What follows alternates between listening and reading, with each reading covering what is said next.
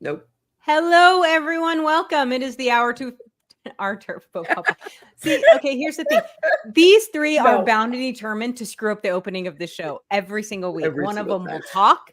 They will purposely come in and off. They do it every single week. And so I was like, thought it was funny because Kate was trying to talk, but it took a minute to load up.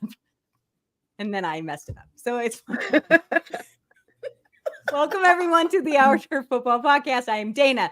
You have all four of us today. God help you. So we have Sonia, we have Kate, we have Lisa, and we are excited that you guys are joining us. First and foremost, if you are watching over on Twitter or over on Facebook, come over to the YouTube channel, join the chat, give us your thoughts and opinions because we got some stuff and things to talk about today. But before we get started, of course, we want to thank Donkey's Place Cheesesteak, our sponsor for our podcast.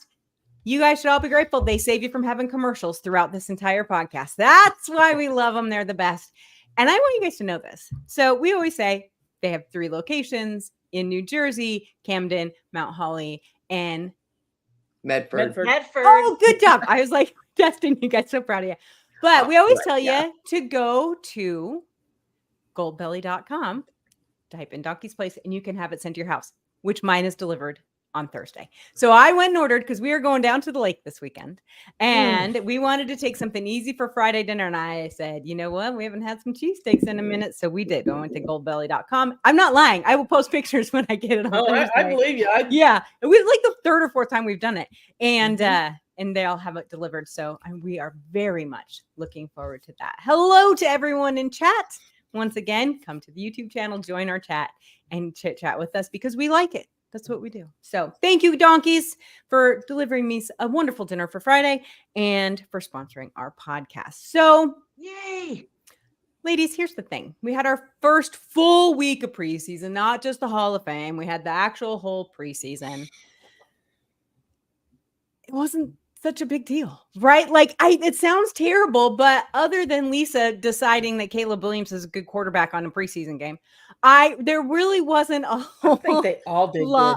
They all did good. It is true. We are going to talk tonight about some injuries that have come up. We are going to talk about Brandon Ayuk for just a minute. I know you're all so sick of hearing about that. We're going to talk about it for just a minute.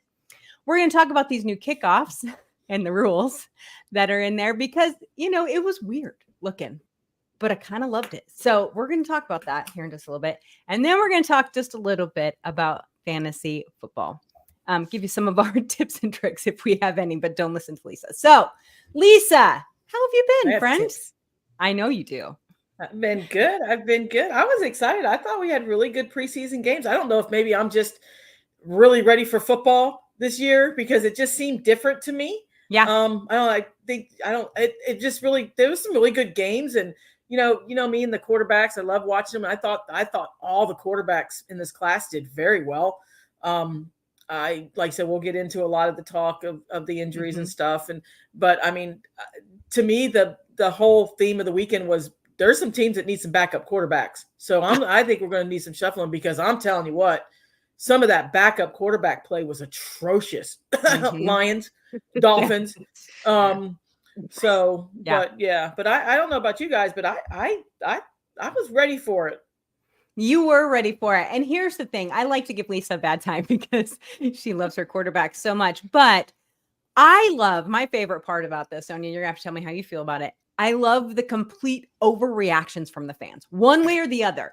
It is, I have the greatest team that's ever existed versus, oh my God, we aren't going to win a single game over the very first preseason game. It just makes me happy. Oh no, I love to see it because sometimes we take ourselves so seriously. So that part always makes me laugh. And then, preseason, I always will say this. Lions went 4-0 in preseason, and then they went 0-16 in the regular season. So, I mean, grain of salt, people. Grain of salt. So just enjoy it for what it is. Just have fun, watch it, and really enjoy Bears fans overreacting to Caleb Williams. And I just have to remind him, you know who your offensive coordinator is, right? Good luck with that. Sorry. Go ahead, Kate. But he went up against Ms. Trubisky, who has some years in the NFL. He didn't go up against Joe Scrub trying to earn a job. Sure. The Bills have some issues with their defense. I will tell you, I was the queen on the radio show I did last night of overreacting to the Browns' loss to the Packers. I'm appalled. They got 100 more rushing yards than we did. We gave up 3 sacks. We got 1. I mean, where is my defense? I don't care if I sat all my starters with all the injuries my team had last year. My second string needs to be better than that. I overreacted all over the place about the Browns' loss. They better not lose to the Vikings this week. Especially, I would have told you what I said last night was if JJ McCarthy gets on the field, because I can't have some Michigan boy beating up my Browns. Apparently now I just get Sam Darnold. Yeah. Well, for a few weeks, maybe. That has true. We'll talk about that during injuries. But it's here's our good friend Darcy popped on. He says, saw clips of Jaden Daniels' first game, did well and saw enough of needed to see for the amount that he was in. Exactly. You want a taste of these teams, right? You just want an idea. Exactly. And I think, Kate, you brought up a really good point. Preseason is the perfect time to start to judge your depth, right? Because we've all said a million times, this team looks pretty on paper, but the depth doesn't exist. And I think that that's where some of the fans were like, yeah, not a single starter played, but man, our depth looks good. And that's what I heard a lot from Seahawks fans, because we haven't had good depth in the last couple of years. But I do think that is definitely what preseason is about. Plus, it does let those rookies kind of get their feet wet, dig into the turf a little bit and see how they do. I think that is absolutely true. They weren't bad. Did any of you guys watch the Denver game? Because there were some people raving about Bo Nix, and I didn't see it yet. It's on my list. I was going to watch it tomorrow.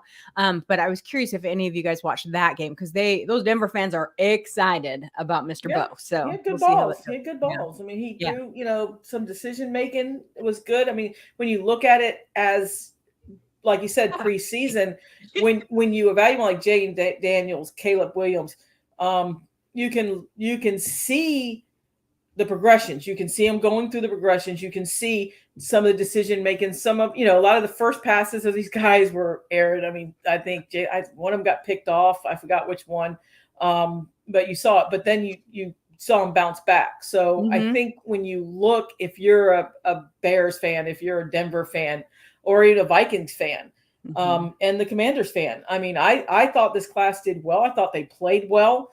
To me, this is what the preseason's about. And when you look at this quarterback class that was taken number 1 in the first round, I would have, from what I saw, no problem starting any one of these guys on week 1.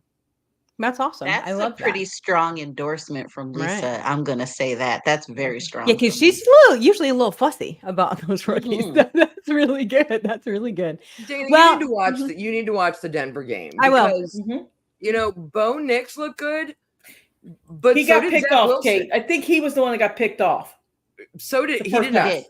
Stidham got picked off. Oh, did he? Bo Nix went 15 of 21 for 125 yards and a TD. Zach Wilson went 10 of 13 for 117 yards. I mean, they were both. You can argue that the secondary wasn't starters, but you still have to be accurate and on target with your throws. And they were hitting their guys. So there may be a little competition in Denver, and I don't know that Stidham has got a job. No, we'll see how that's always been the question mark this whole offseason, right? Who the hell's going to start at quarterback in Denver? Yes. Yeah, that is kind of crazy. So speaking of these games, there were a couple of injuries that came out of it, mostly from what I read, mostly like bumps, bruises, nicks, like that sort of thing. Nothing that's going to be more than maybe a week or whatever, except sadly, Chase Claypool, IR season. Heartbreaking. That has to be just heartbreaking for those fans, like just the worst. And then the news about JJ McCarthy came out today about him having a torn meniscus, and they don't know how long he'll be gone until they actually get in there in the surgery. They have to get in there, see if it's just something that needs to be clipped around, if it needs to be a complete repair. If it's just clipped around, it's probably going to be, I think they said usually about 4 weeks is usually what you see on that one. If it's a complete repair, depending on how bad, it could be literally all season. So we'll see what happens with that kid. It's too bad. Vikings fans were pretty excited about what they had seen from him too. So that's pretty depressing, but otherwise not too horribly. Well, Yeah, there's a couple players that got in trouble, but not necessarily injured. So we'll let that go without that. But I do think that relatively unscathed for the most part. For most, there's a couple fan bases that would disagree, but I didn't think injuries were too bad. I didn't hear of any fights today in practice, so apparently we're getting better. Although I will say this, Gerard Mayo, the new head coach for the New England, he had a conversation with his players, and I loved this as new head coach. And he said, if you are a vet and you start a fight, you're playing the entire preseason game. And if you are a rookie and you start a fight, you aren't going to play a single snap. I loved that. I loved everything about that. I think that just is taking control of the situation. I would love that out of more coaches. I think that would be really good. So otherwise, it's pretty interesting day. Let's go ahead and start on talking about this new kickoff rule. I want to hear from each of you when you saw it. And then I'm going to go over the exact details. I have it very well. NFL operations sent out a very well explained little kind of almost like a PDF flyer to everybody. Oh, good. I got a question. Yeah. But looking at it, Sonia, I'm going to start with you. Just looking at it on the field, what did you think? Different, but not horrible. Like, it was kind of like, I mean, okay, I think I can get with it. It's just going to take a little bit of time, I think, but I think I like it. Yeah. I can like it. Mm-hmm. Kate, what about you? I mean, the first part of the rule I saw was no more fair catches. And I went, yes. And then I realized that because as soon as you touch the ball, they're whistling it dead. And like, if you kick it out, there's no benefit to kicking it out the back of the end zone anymore. I mean, I don't know when we're going to get to a point where the only time we're kicking is field goals. They're going to make you go for 2 after a touchdown, and we're just going to place the ball on the 25 or the 35 or something instead of kickoffs. It's, I guess, punts. I guess you still have to punt, right? If you don't get there on 4. They're ruining the kicking game, which for me is why so many of these kickers are trying to get their deals done now before they have less of a job. They're trying to get paid. Mm-hmm. Lisa, what about you? What'd you see? Here's mine. Gotcha. I analyzed it. I wanted to kind of see. My question was, who's this going to benefit towards the end I of have the the game? answer. I know you do. That's what I want to know. Who is this going to benefit in the fourth quarter? Let's go back to the Bills game with the Kansas City Chiefs, okay? With the kickoffs. They kick it off. You can fair catch it and stop, right? Because you don't want any time to come off this clock. Am I correct, right? You don't want any time to come. Okay? 2 factors that I have questions. One is it seemed like the majority of the kicks, whether they went into the end zone, came out to the 30, or whether they were kicked into the square, ended up either between the 25 and 30, regardless, even if they returned it. Now, you had a couple teams that had some good returns, went to the 45, 50. So are we leaning towards that if you, at the end of the game, if you kick it into your little box, you're going to have 25 to 30, 35-yard line to begin with, to me. If you kick it into the end zone, you're going to be at the 30. That's still really good field position. But at the end of the game, if they kick the ball into the little square, Dana, can the receiver fair catch it at the end of the game, or do they have to catch it and go?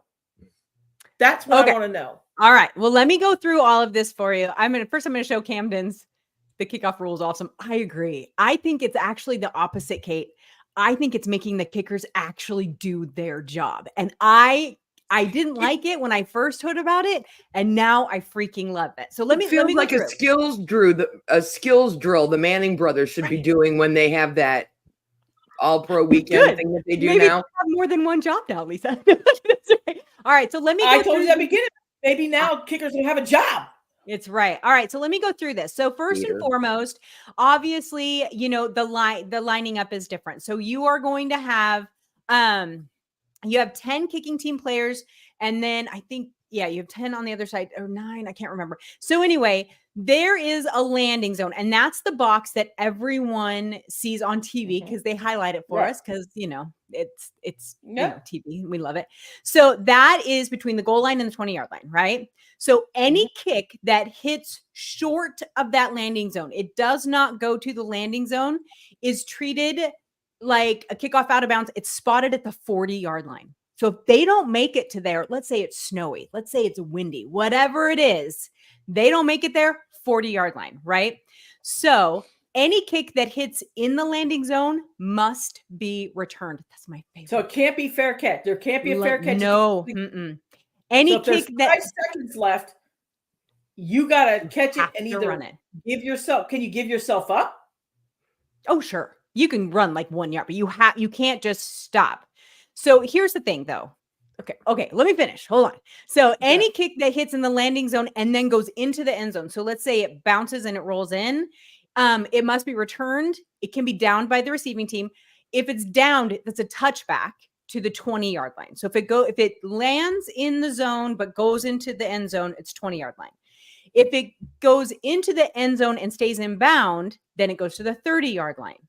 Any kick that goes out the back of the end zone, no matter what, it's a 30-yard line, right? So it is very interesting to me. They also changed the onside kick to only in the fourth quarter. I don't know that everybody knew that. You can only do an onside kick in the fourth quarter now.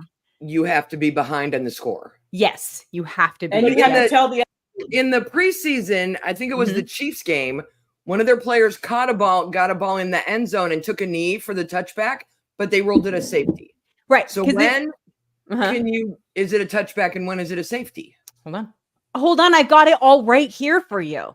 So the safety kick, the safety kick will be from the 20-yard line. The kicker will have the option to use the T, set up zone, landing. Okay. But here's the thing. I think what that was is, first of all, there were 3 officiating mistakes this weekend from that. They're still learning. Preseason is for, the refs too. But I think, wasn't it the Chiefs? They were the ones that kicked it, right? So did it bounce because I didn't watch all the Chiefs game either. So did it bounce and roll into the end zone? And then the Chiefs player caught it. If it bounces in the landing stream, if it bounces in the landing zone and goes into the end zone, that is a live ball. It's a live ball. But you can grab it and down it. Yes. But you can down it. Yeah, you can. I mean, you can give yourself up. Yeah. But if it bounces, let's say the Chiefs were kicking to the other team. If it bounces in that zone and the Chiefs player kneeled it down, that's a safety. It's a live ball at that point. And so it's what it does is, and then like this was brought up, Camden put this in here. Let me just show this. A lot of kickers had to tackle. Yeah, they did. Because those returners, because you have to remember, and I call this the Ricardo Lockett rule, and that's, if you're a Seahawks fan, you'll understand. But the Ricardo Lockett rule is they don't have all those yards to run up on these players, right? It's going to reduce the collisions. That's the whole point of it. And so they're really close together, and then they take off. But what that causes is a little bit of chaos, and it can cause holes faster. And so you don't have as much time to really kind of tee up on a player, which is why I call it the Ricardo Lockett rule. But it is, I think that this is going to add a different dimension. I think it's more a play-worthy play. Does that make sense? You know what I mean? It's not just special teams. It's going to be some good special teams play. Yeah, I think the key to all of this is going to be the officials all have to clearly understand the rules, because the players are going to use muscle memory for how they've handled kickbacks all the way back to high school, how they've handled kickoffs. And so the officials have to know, or they're going to lose control of these games if they're not sure what they're supposed to call when something happens. The players are never going to figure it out. And is the rule still in play that if it's kicked up in the air in the triangle, can you still have 1 foot out of bounds and catch it? And is that considered an out of bounds penalty? I think that's, I don't think, because remember, you used to be able to catch the ball with 1 foot out of bounds, and that was considered a kick out of bounds. Hold on. I'm looking to see if that's listed in this little thing that they gave us. All right. I would think it's probably the same, right? I don't, it doesn't, has that changed? Nothing is mentioned. So I'm assuming it's the same. Because that always used to be a heads up play on a special team or returner. If that ball was close to the end zone, you put your foot out of bounds and you catch it, and that's considered a penalty. The only thing I'm seeing where it mentions out of bounds is if the kick goes out of bounds, the receiving team gets it at the 40. So if he catches it that way, it's considered out of bounds. Okay, so it's still, that should be. So this is what it says under penalties. The setup zone and landing zone will not change with any penalties that carry over to kickoffs. Alignment of the 10 kickoff team players and receiving teams would not change. So, no, I don't see anything. Okay. Well, that's helpful because I hate when they assess a penalty on a kickoff. I do too. Kick it off and then assess the penalty on where they are for their first down. Right. I think what this does, and it was mentioned in chat, that it just opens up some more scoring. You know, what is one of my two favorite plays in football? One is an interception run back for a touchdown. You know, I love it when those safeties or cornerbacks take off, right? And then the second one is a kickoff return for a touchdown because it's rare. And then I think that this opens that up just a little bit. I'm just going to the end of the game. I'm going to the end of the game. You want those last seconds. I get that. Yeah, because I'm thinking what as a special teams coach, if all four of us are special teams coach, you know, we're down by 2 points.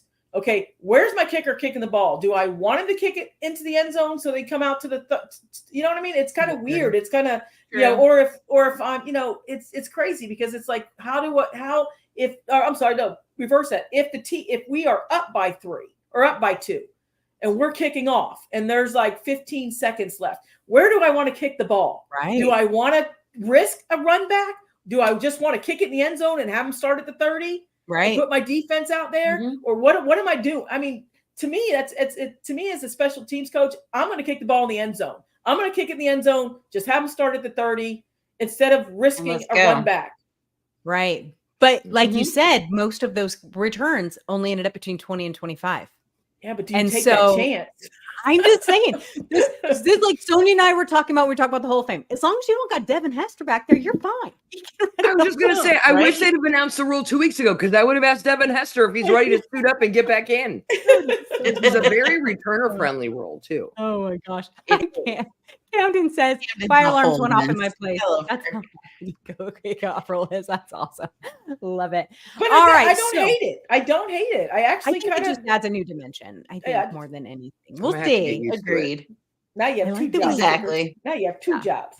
Yeah. Because I like to tell the referees how to do their job when I'm watching, and I'm not sure what their job is on that play. So I'll send you the link to what they sent us. You can read it over. I was just hoping we'd get some more clarity on the 12th man on the field that you're allowed now.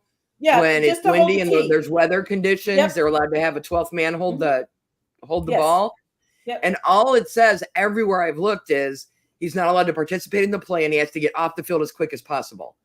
But is that like to the sideline? What if the returners are coming? Is he running for the opposite end zone to get out of the way?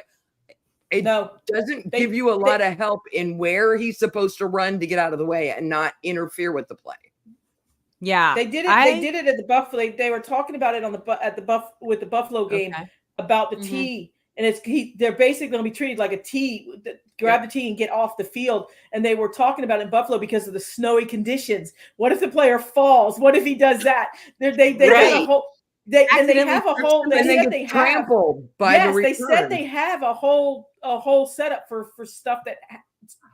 Weird stuff that can happen because that's one of the things. If it's really snowy and he goes to run, so apparently they said they have stuff in play to compensate for stuff like that happens. But apparently, what they were saying is going to curl up like an armadillo in the middle of the field and tell people go around me. Right. Move along. Go around.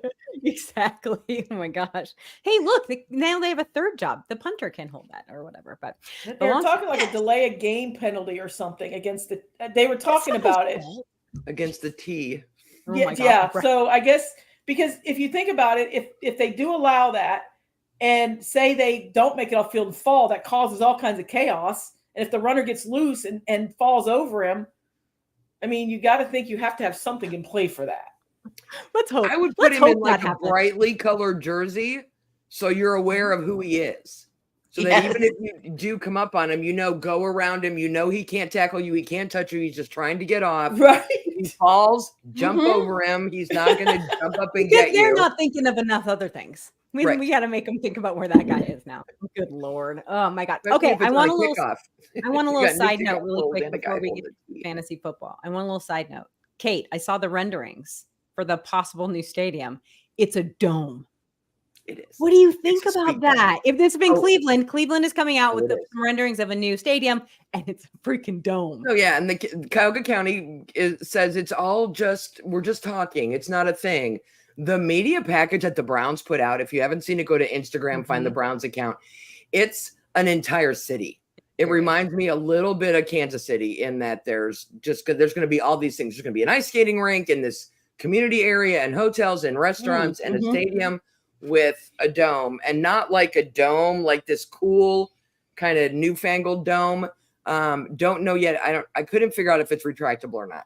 So the Browns released that. Then the city sent a letter basically saying, no, this isn't a done deal. We're going to do everything we can. The economic impact to the city of Cleveland and the schools, it'll be a horrific disaster of epic proportions if the Browns leave downtown. We play 9 or 10 games a year downtown. I understand the economic impact when LeBron James left for 40-some games a year for the Cavaliers. Right. I don't think the Browns leaving downtown is the disaster because you've got that whole waterfront area that you can do. What I think they're freaking out about is in the video, it shows them playing basketball in that new stadium, which means they're going to be trying to get the Cavaliers to leave downtown and come play. Yeah. And eventually it's big enough. It meets the requirements. You can play baseball there. Oh my. That's what they're afraid of, is they're going to take Yeah. everything to Brook Park. It's going to be 10 minutes from the airport. It's all the strip clubs that used to be there. All that property has been sold in the last 6 months. None of them are open, but they're these old, they've been there forever. All those, wonder why people were snatching up all that property. Yeah. I feel in my gut like it's a done deal, but it gives the city of Cleveland so many options of things they can do with the river, with the lakefront. Where the Rock and Roll Hall of Fame is and the Great Lakes Science Center. Their biggest issue is this little teeny tiny airport called Burke Lakefront Airport, where all the really rich people fly into. There's plenty of room over at Cleveland Hopkins. There's an entire terminal that's been empty since the United Continental merger.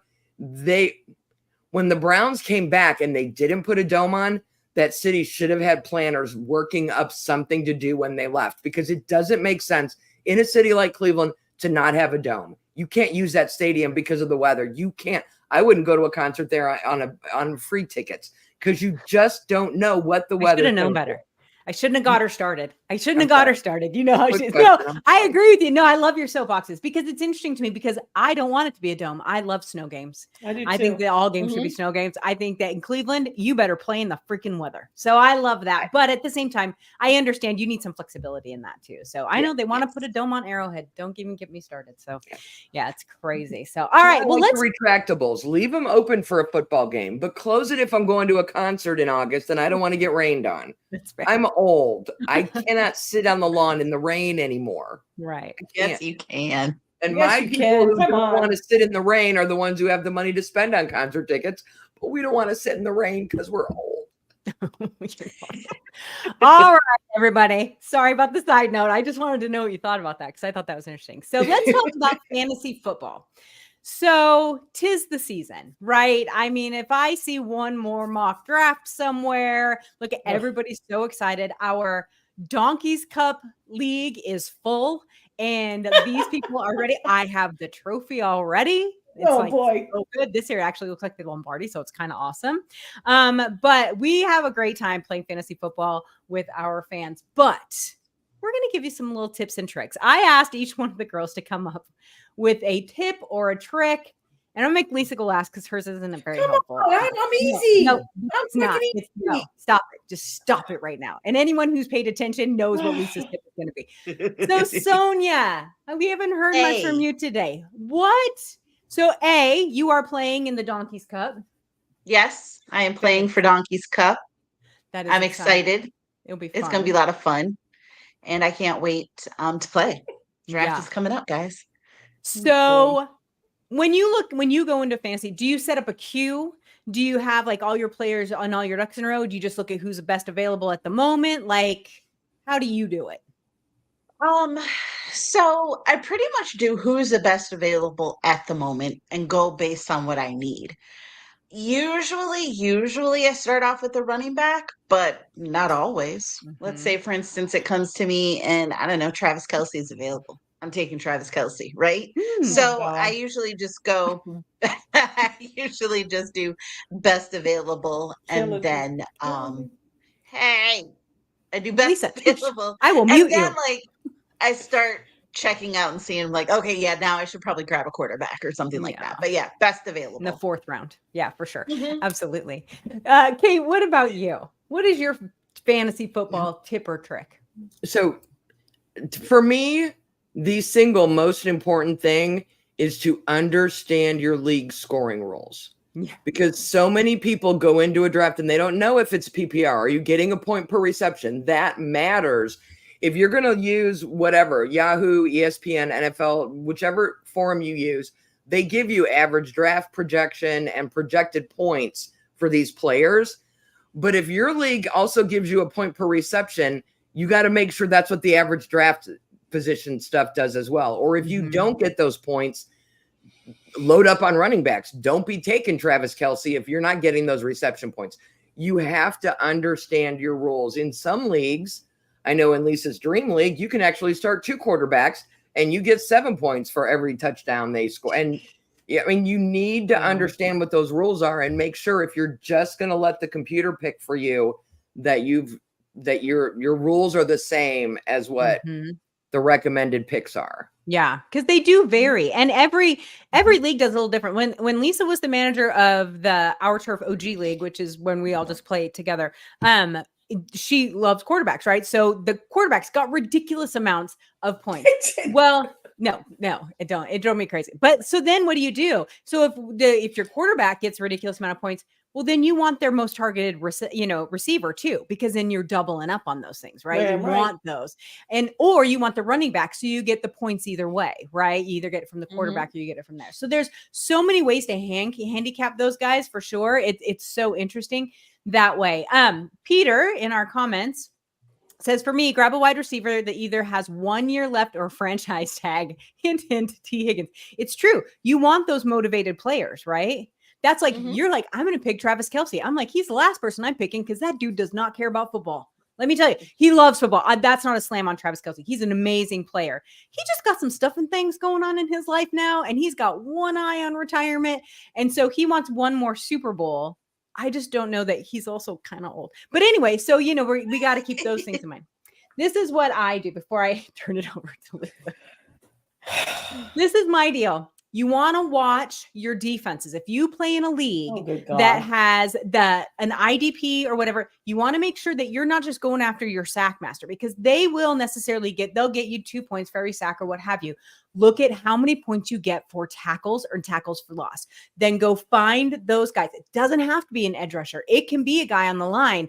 And so you want to really make sure that you're looking for those players that quietly rack up those tackles every single year. You don't always necessarily need the flashy players. And so, your linebackers and your secondary, they're going to get the interceptions, and that gets you a lot of points quickly, but it's those every game points that just slowly rack up that can be so helpful that time. So I have Camden one more. says, Okay, Camden says, I'm sorry, Peter. That's sorry. I was looking at Camden up above or down below. Inside linebacker for IDP. That's a good one because they just get those tackles after tackles. And then we have Darcy who says, draft generally depends on where I'm drafting round 1 and go from there. Every one, NFL, ESPN, and Yahoo, every ranking is different. Quarterbacks that can generally wait within reason. All right. With that, let's hand it over to Lisa. Go ahead. Good God, you people. What the hell? We're talking about Travis Kelce. We're talking about, the receivers. When you look at your point, Kate's right, you look at your points, but you look at your running backs. Basically, your running backs, you do, most of the majority of leagues do, bonus points. If you get over 100 points, you get an extra thing. Quarterbacks are the same way. You go over 200 yards, you get an extra couple points. You're talking about taking Travis Kelce. Somebody's got to throw the damn ball to him. Who's going to do that? Patrick Mahomes is going to do that. You're going to ride Patrick Mahomes. You're going to draft Patrick Mahomes, number 1. Because if you go right ahead. You're crazy. Patrick Mahomes isn't even the number 1 ranked quarterback. Look, I don't care. You ride Mahomes because he's going to ride you right to the playoffs. So But Mahomes is one of those guys who has multiple targets. I'm taking Jamar Chase before I'm taking Joe Burrow. Right. Right. Mhm. And that's You know a what I really mean? good way to look yeah, at it. but If they only have one weapon. I wouldn't take Burrow. He's injured. He's done. Well, that's you another know, I'm What riding what one do of the you top five ladies quarterbacks. do you ladies care about the bye week when you're drafting? Yes. Yes. I do when it comes to Sometimes. it depends. That's your bench players, right, Dana? It's your bench players. Right. And so Mhm. you want to make sure once you get your format, and you want to make sure that not every single one of your stars all has the same week, or you can do that and then just know you're going to lose 1 week out, And right? that's how I so do it. Yeah. If I take a second quarterback, I try to get someone who to cover my bye week. Right. You know, if Yeah. it's late in, I usually grab a second quarterback, mostly just as trade too. bait. So I can, when somebody else's quarterback gets hurt, I got a Joe Burrow on my bench. He's not going to be Right. starting for me. Josh Allen will be starting, but Joe's on my bench. I don't worry about my bye week except for quarterbacks because I'd rather win Really? every week and just lose one. Interesting. So I don't look at the bye week. What for any about other weather? End of the season, end of the thing. So you think about weather, you think about Like schedule? Patrick I really schedules, don't think too much about weather. And that really does not play a factor. I think injuries kind of play more. Like I am less likely to draft somebody who is injury prone than, look at the weather or something like that. Right. It's my thought. And that is the other thing. Like everyone's like Christian McCaffrey.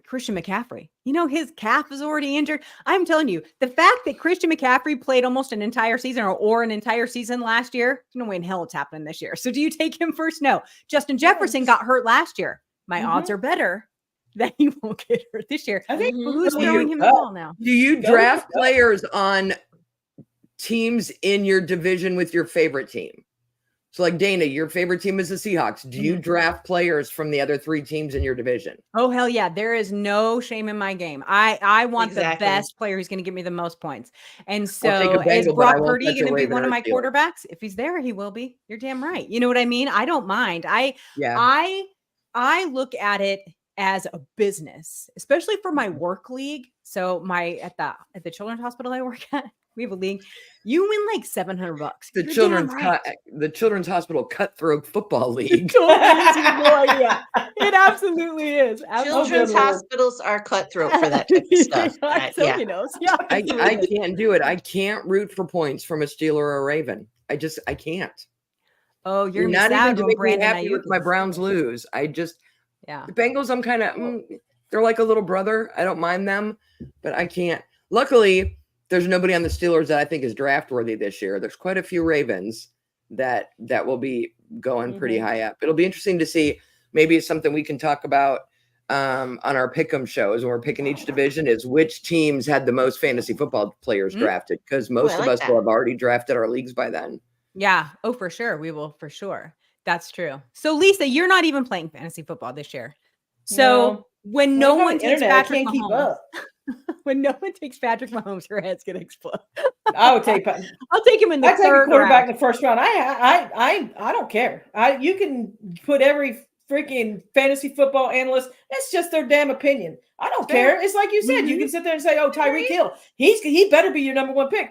He could do something to his ankle week 1. Sure. Nobody, you don't have a crystal ball But I in front think of you. somebody said it depends on when you pick. If you're in a 12-team league and you pick 10th, I'm not taking the 10th best running back. I'm getting the number 1 quarterback or the number 1 wide receiver or the number 1 tight end. Right. Like There's after a the lot first of 5 factors, picks, right? there's such a lot. drop with running backs, maybe after the first 5 or 6, that I think it makes sense to get the best person at some position. Right. Yeah. And then fill in your running backs later. For sure. All right. We have a couple comments here. From Darcy, we have, if I have an early first round pick, I'll consider it with CMC. Won me a league 2 years ago. It's a massive difference between him and the next ranked running backs. I agree. I do agree there.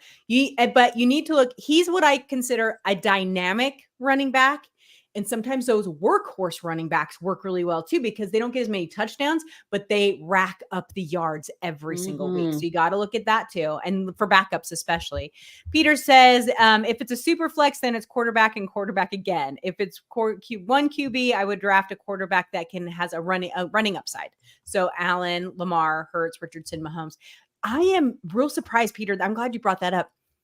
Let me tell you, Richardson is pretty high on a lot of people's boards this year. I've been really surprised when I've gone through, done some mocks, and I've set up a couple of queues for a couple of the leagues. They expect big things from him this year. So I think that's gonna be really interesting. See, that's the thing you expect. You don't know, you expect. I know. Mahomes could break his leg tomorrow. You have no idea. He's still dynamic and he's already proved it. So I'm not wishing it. Mahomes. Knocking on wood. She's getting out the sage. Don't say that. Just Mahomes it. Just Mahomes it. It is true. It is true. All right, everyone. Well, that is our show for this week. We want to thank you dark. guys. The sun is set. I know. We always know Yes. it's time to go when Kate loses her light. But we want to thank you guys for hanging out with us. I want to thank everyone in chat. We can see all you guys that are out there watching with us. Again, if you're over on Twitter or Facebook and you ever want to join us on YouTube, join our chat. We love it. We want to hear from you guys. We are also grateful to Donkeys for sponsoring our show again this week, as they will throughout the entire season. And then, of course, we will be back next Tuesday right here on Facebook, on Twitter, on YouTube at 8 p.m. Eastern Time. We hope you guys join us again. Good night, everybody.